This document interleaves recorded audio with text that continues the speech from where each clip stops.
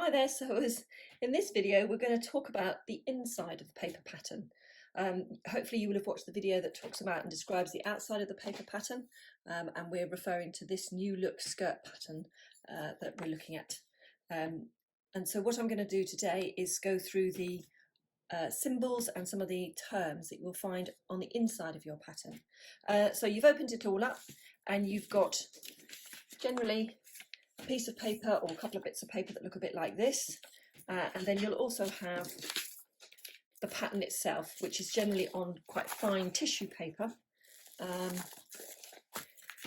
that has a whole other load of symbols. But anyway, just for the moment we're going to concentrate on this particular set of instructions here.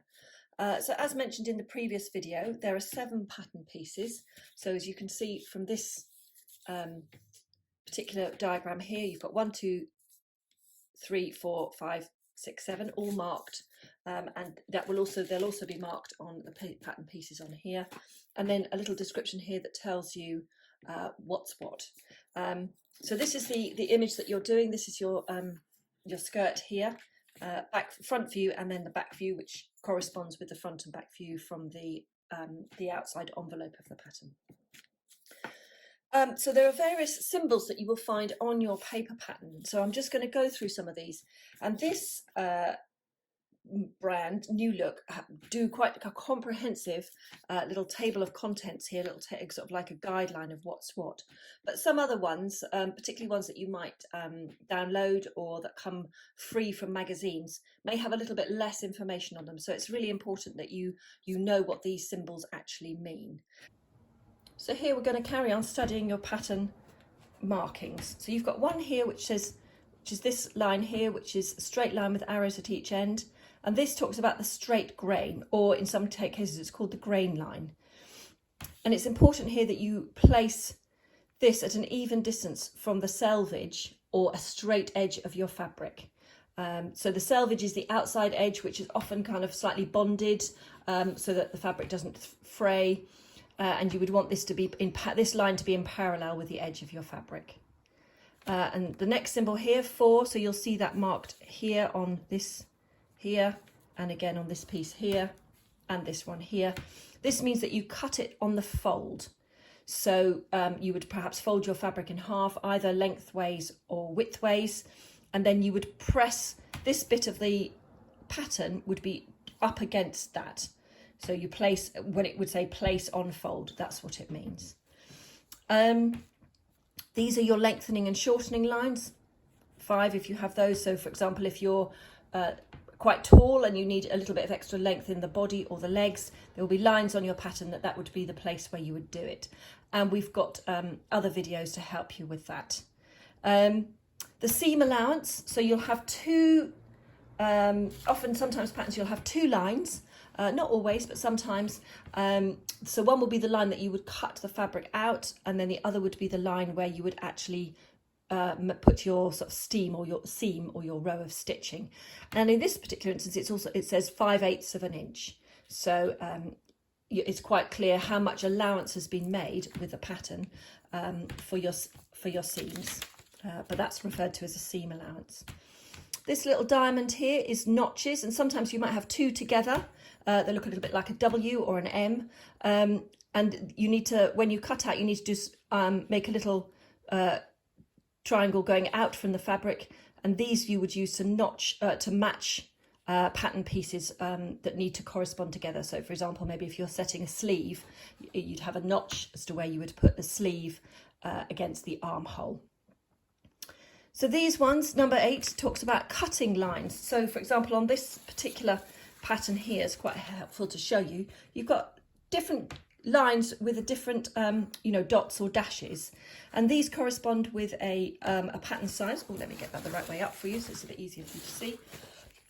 Excuse me. So this is a multi-size pattern. So for example, you've got 8, 10, 12, 14, 16, 18. So you would just make sure that you cut out the correct size for the garment that you're making, and do that consistently across the pattern. So don't cut sort of one bit of the skirt out in a 12 and then one with a 16, because obviously it just won't match up.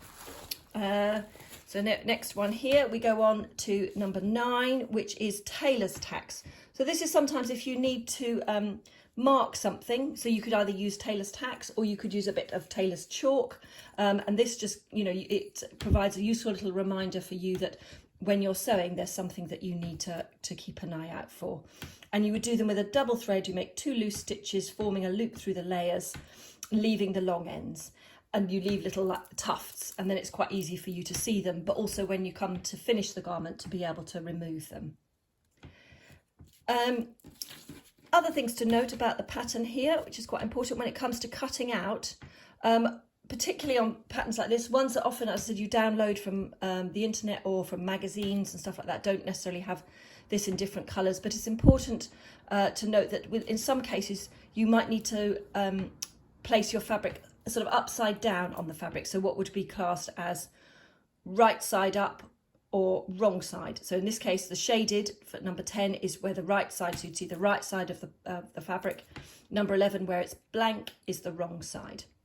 So here we go, cut all pieces. This one here is a star, so it says cut all pieces except pieces that extend beyond the folded fabric, and then you would open out the fabric and cut on the right side of the fabric. Cut in positions as shown. This is one that, for example, on this skirt, you use it for the waistband. So you just need to do that in one continual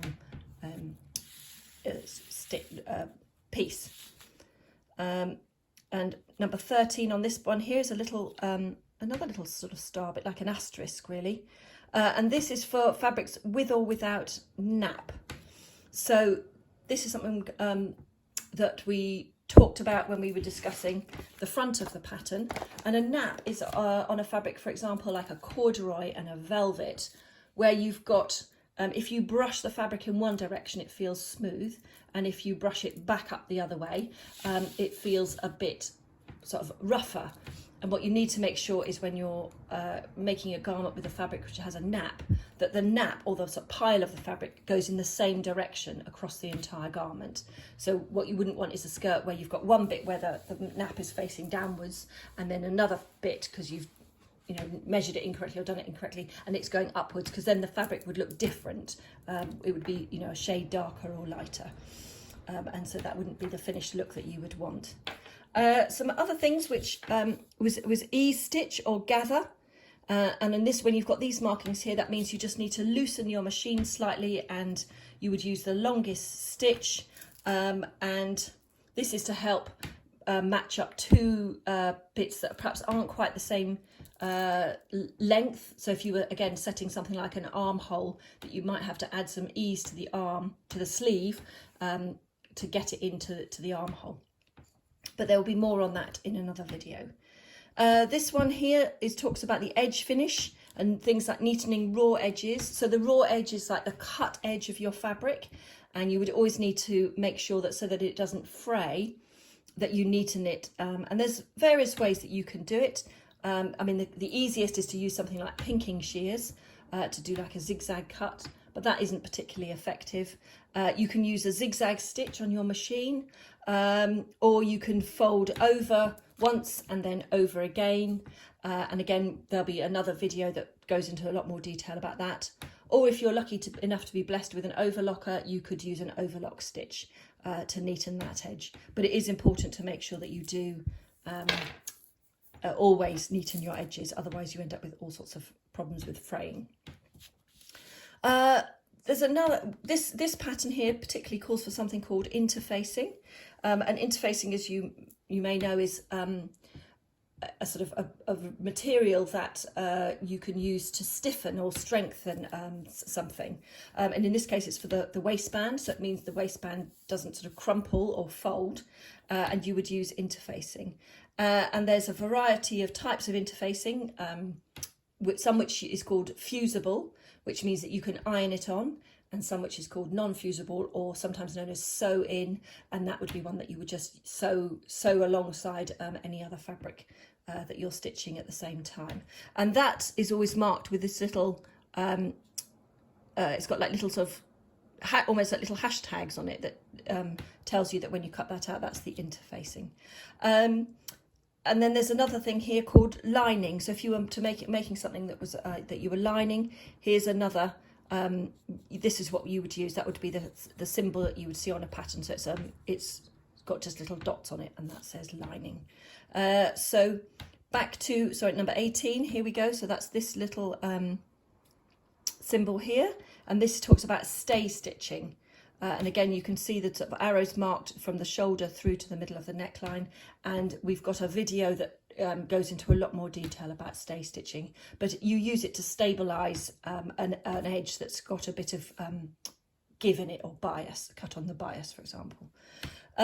Next one is something called layering. And this is where if you've got several bits of fabric together, particularly if you're using something like interfacing or lining, that you would, so that you don't have it being very, very bulky, when you cut it so that they all the stitches are trimmed at a slightly different length, so that you don't get a great big bulky sort of end with 3 or 4 layers of fabric all snipped off at the same time, but you just graduate it slightly so that you get a less bulky seam there. And the final thing that it talks about here is understitching, and this is where you press the whole seam away from the garment. You press the seam towards the facing, you put the facing side up, and you understitch close to the seam through the facing and the seam allowance. And again, there'll be another video to show you how to do that. So that's the first bit of understanding the inside of your paper pattern. And the next bit here talks about cutting layouts. So as in the previous video, we talked about doing a size 12 view A skirt. So for the purposes of this video, I'm going to carry on with that. And this section here, so you've got skirt A, skirt B, skirt and C, and skirt D and E. So depending on which skirt, for example, you decide to do, if you were making a blouse or something, if you had a pattern that had various options, you need to pick the option that you're going to be sewing. And obviously the size that you want to be, that you're going to be sewing as well. And so once you've cut it all out from the tissue paper here, then you would place the cut pieces onto your fabric. And if you remember from the previous video, we talked about fabric being generally in two different widths. So we have one that's approximately 44 to 45 inches. In metric, that's 115 centimetres. Or a sort of 58 to 60 inch one, which is 150 centimetres. And again, this one talks about being with and without nap. So that's important if you're doing something like, as I said, corduroy or velvet, to make sure. And then so you've got your pattern pieces. And in this instance, actually, you're able to do both pieces on the same bit, but this would, on the same bit of fabric here like this, but this would indicate that you've got a fabric that doesn't have a nap or doesn't have a pattern. But if you had a fabric with either a nap or a pattern, you would need to make sure that the top of the garment, in this case the waistband, is always in the same direction, and the hem is in the same direction, because otherwise you'd end up with particularly if it's a pattern, you'd have one bit of the skirt with a pattern upside down. So I'm going to do this one here. So for example, if we've got 115 centimetre wide fabric, and you've got your pattern pieces cut out. So we're making a fairly straightforward skirt. It's got 3 pieces, 1, 2 and 3. You folded the fabric in half. So that means the lengthways of the fabric. So for example, it would be like this. So for example, you've got a metre like that, and you would fold it in half that way like that. And then along that cut edge, along the folded edge, you would put number 1 butted up against the folded edge, so that when you cut it, you will have a piece that's both of these bits here, and it opens out, so you wouldn't need a seam down the middle. And so that's the front. If you look at it, front A, number 1, back A, number 2, and you cut this on what's called the selvage, so the edge that's on the outside edge of your fabric, which is the one that that has the sort of bonding that means that it doesn't fray. And then you would put this just up against that. So this is your grain line here, so that's parallel to that selvage edge, which is what we talked about earlier on in the video.